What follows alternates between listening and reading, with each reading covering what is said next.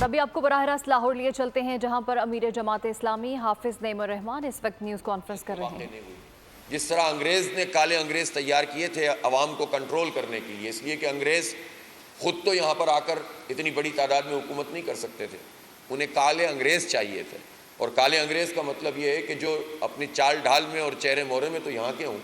لیکن اپنی سوچ میں اور مائنڈ سیٹ میں وہ انگریز کے غلام ہوں۔ اور بیوروکریسی کا مائنڈ سیٹ بھی یہی ڈیولپ کیا گیا۔ انگریزوں نے اپنے لوگوں اپنی بیوروکریسی کے لیے تو یہ طے کیا کہ ان کی تربیت اس نہج پر کریں گے کہ وہ قوم کے خادم ہوں گے اور قوم حاکم ہوگی، لیکن انگریز نے اس بر صغیر کے لوگوں کو ہینڈل کرنے کے لیے بیوروکریسی کی ذہنیت یہ بنائی کہ قوم خادم ہے اور وہ حاکم ہے، اور آج تک یہ ذہنیت پریویل کرتی ہے۔ بیوروکریسی میں اچھے لوگ بھی ہوتے ہیں، فوج میں بھی آپ کو اچھے لوگ ملیں گے، آپ کو ہر طبقہ زندگی میں انڈیویجولز بہت بہترین ملتے ہیں، لیکن کلیکٹیو مائنڈ سیٹ اس نظام کو کنٹرول کرنے کے لیے جو انگریز نے بنایا تھا آج بھی پاکستان میں وہی چل رہا ہے۔ اس مائنڈ سیٹ کو توڑے بغیر اور اس نظام کو جڑوں سے اکھاڑے بغیر پاکستان اپنی حقیقی منزل تک نہیں پہنچ سکتا۔ اور جماعت اسلامی اسی لیے جد و جہد کر رہی ہے کہ بالآخر پاکستان میں اگر ہم مسئلوں کو حل کرنا چاہتے ہیں اور پاکستان کے 25 کروڑ لوگوں کو کوئی سہولت دینا چاہتے ہیں، پاکستان کو ترقی کی شاہراہ پر گامزن کرنا چاہتے ہیں، اور پاکستان میں جو ہے نوجوانوں کے لیے خاص طور پر کوئی مواقع پیدا کرنا چاہتے ہیں، کوئی امید دلانا چاہتے ہیں، تو اس کا راستہ یہ ہے کہ یہ جو پورا جبر کا نظام ہے اور چند خاندانوں کی اجارہ ہے اس کو توڑا جائے اور لوگوں کو ریلیف فراہم کیا جائے۔ اور اس کے لیے الحمدللہ جماعت اسلامی کی یہ تحریک حالات کے مطابق جو ہے وہ بتدریج آگے بڑھ رہی ہے۔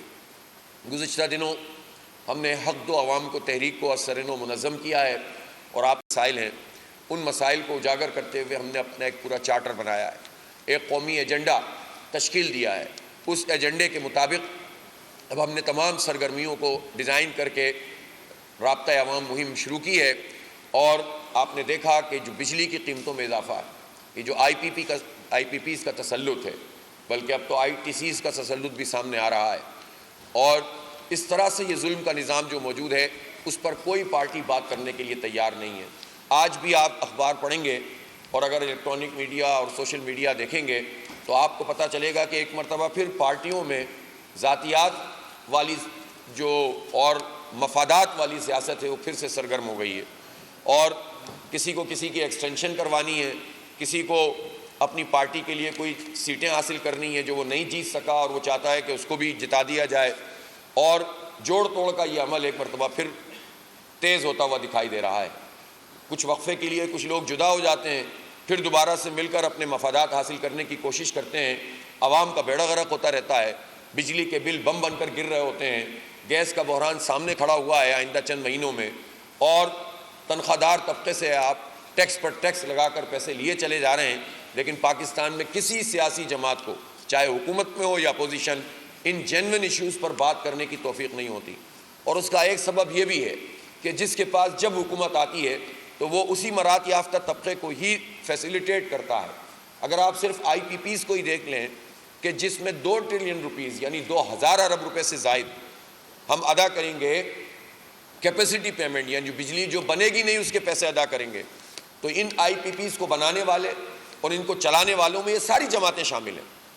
اور یہ دور 1994 سے شروع ہوا، بلکہ 1988 سے اس پر بات ہونا شروع ہوئی تھی، تو پیپلز پارٹی، پھر نون لیگ، قاف لیگ، اور پھر نون لیگ، پھر جو ہے وہ پی ٹی آئی، سب نے نئی نئی آئی پی پیز بنائیں، اور سب نے وہ معاہدے کیے کہ جس معاہدوں کے نتیجے میں پاکستان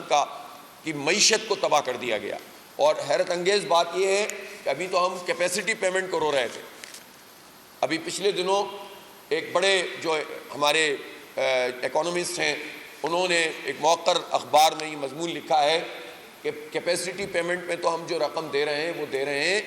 یہ جو آئی پی پیز ہیں ان کو انکم ٹیکس کی مد میں بھی چھوٹ دی گئی ہے، اور ساری پارٹیوں نے یہ چھوٹ دی ہے، کیا نون لیگ، کیا قاف لیگ، کیا پیپلز پارٹی اور کیا پی ٹی آئی، انہوں نے سب کو انکم ٹیکس میں چھوٹ دی ہے۔ بلکہ 2017-18 سے تو انہوں نے یہ ظلم کیا ہے کہ پہلے یہ انکم ٹیکس کی جو چھوٹ تھی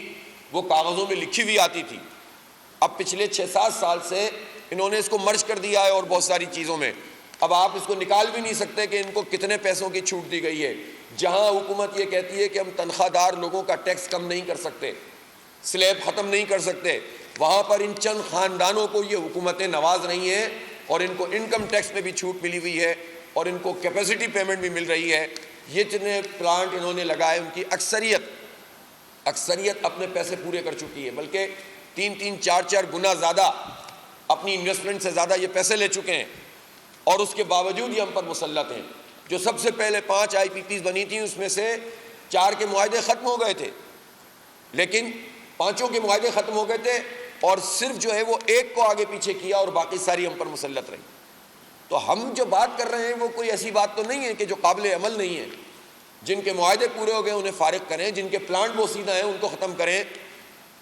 جنہوں نے جھوٹ بول کر معاہدے کیے، معاہدے کرنے والوں کو بھی پکڑو اور جن سے ہوا ہے ان کو بھی پکڑو۔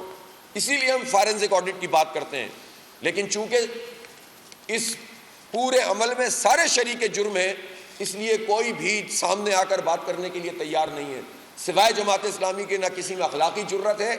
اور نہ ان کے کرتوت اس قابل ہیں کہ وہ قوم کے سامنے آ کر بتائیں کہ یہ IPPs کے نام پر جو ڈاکہ ڈالا ہے پاکستان کے اوپر، اس پر ان کا کیا کردار ہے۔ اس لیے ہم یہ سمجھتے ہیں کہ عوام کے جینوئن ایشو پر صرف جماعت اسلامی کام کر رہی ہے اور ہم اس کا پیچھا کریں گے۔ ہم نے جو دھرنا دیا، اس دھرنے کے بعد ہم گھر نہیں بیٹھے، لوگوں نے سمجھا تھا کہ یہ بھی معمول کا کوئی دھرنا تھا، معاہدہ ہوا ختم ہو گیا۔ ہم نے معاہدہ بھی کیا ہے اور معاہدے کا فالو اپ بھی کر رہے ہیں۔ آج اگر دھرنے کے بعد 17 دن ہو گئے تو ہمارے کاؤنٹ ڈاؤن میں اب 28 دن رہ گئے، اور میں پاکستان مسلم لیگ نون اور پیپلز پارٹی اور ان کی جو بھی اتحادی ہیں ان کو یہ بتا دینا چاہتا ہوں کہ ہم اس طرح سے چھوڑیں گے نہیں، اور یہ صرف جو انہوں نے ایک اعلان کیا ہے کہ 14 روپے فی یونٹ 2 مہینے کے لیے کم کیے ہیں، یہ کافی نہیں ہے، بلکہ یہ کچھ بھی نہیں ہے، پینٹ ہے۔ یہ تو میں نے کل بھی عرض کیا تھا کہ اگر شریف خاندان کی IPPs اور شریف خاندان کے منظور نظر قریب ترین لوگوں کی IPPs اگر صرف ان کی کیپیسٹی پیمنٹ 1 سال کے لیے یہ روکیں تو پاکستان بھر کی بجلی اس سے کہیں زیادہ سستی ہو سکتی ہے۔ صرف شریف خاندان کی IPPs، اور وہ بھی صحیح طریقے سے بتایا جائے کہ جو امپورٹڈ کول اور آئل کے اوپر شو کیا جا رہا ہے، گنے کی پھوک پر اگر وہ IPP چل رہی ہیں تو یہ بھی تو ایک ڈفرنس ہے نا۔ یہ بھی پاکستان کا بچہ ادا کرتا ہے، پھر یہ آ کر بادشاہ سلامت بن کر اعلان کرتے ہیں کہ ہم نے جو ہے وہ 14 روپے کم کر دیے۔ آپ یہ بتاؤ کتنے روپے کھائے ہیں آپ نے اب تک، کتنا پاکستان کی قوم کے ساتھ یہ فراڈ کیا ہے آپ نے اپنے چند پسندیدہ لوگوں کے ساتھ مل کر، اور ابھی بھی یہ فراڈ چل رہا ہے۔ اس لیے ہمیں پورے پاکستان میں کمی چاہیے۔ سبسکرائب کریں اور بیل دبائیں تاکہ کوئی خبر رہ نہ جائے۔